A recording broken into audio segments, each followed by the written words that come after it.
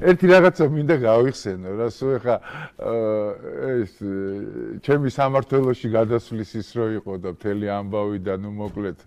ცოცხალკვდარი რო გამომიყვანეს იქიდან და გადმომაგდეს უბრალოდ ღობიდან და რაღაცა სამოწყოფოში ხო მოვხდი უცბად და ნუ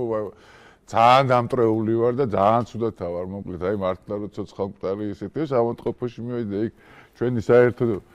ჩვენი საერთო მეგობარი კახა კუნთელია მხვდება რა და ნასილკები და მოკლედ შედა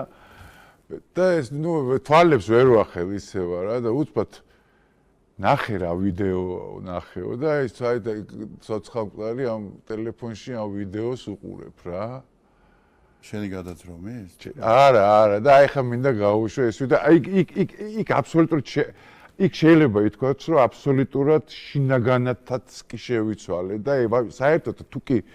რამე შიში არსებობდა ყველაფერი მომეხსნა და აბსოლუტურად შეიძლება ითქვას რომ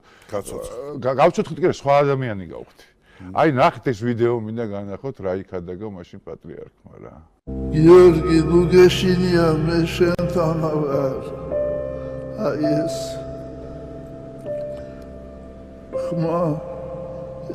ესმის საქართველოს ესმის ხმა უფლისა საქართველოს ლუგეშინია მე შენთანა ვარ აი და ეს ყოველ შემთხვევაში ეს შიში რაც ხო დაუშვათ კი ყველა ადამიანები ვარ და გარკვეული შიშები და შიში და მით უმეტეს ესეთ სიტუაციაში ყველას გვაქვს მაგრამ აბსოლუტურად ყველანაირი შიში მომეხსნა და ალბათ ეს იყო ერთადერთი შემოტრიალების წერტილი ჩემ ცხოვრებაში რომ ესეთი რაღაცა მოვისმინე პატრიარქის მხრიდან და ამიტომაც აი განსაკუთრებული სიყვარულით მიყვარს რა ერთხელ მახსოვს 26 მაისია და საკურთხეველში მომყიდა ხელი და შემიყვანა რა და რომ ხედავს ეხა რომ იქით მოკლედ შეიძლება ძალიან ცუდი რაღაცა მოხდეს და ერთმანეთის დაჯახება და მოკლედ ძალიან ცუდი შეიძლება და განვითარებულიყო მოვლენები ესე მეუნება ჩუმად რომ გიორგი დავიშალოთ ჯობია შემდეგ არჩევნებს ვერავითარ შემთხვევაში ვეღარ გააყალბებენო რა ხო და აი ეს იყო ერთადერთი ის თავარი ამბავი რამაც გაგვაკეთებინა ჩვენ ეს განცხადება და ესე თქვა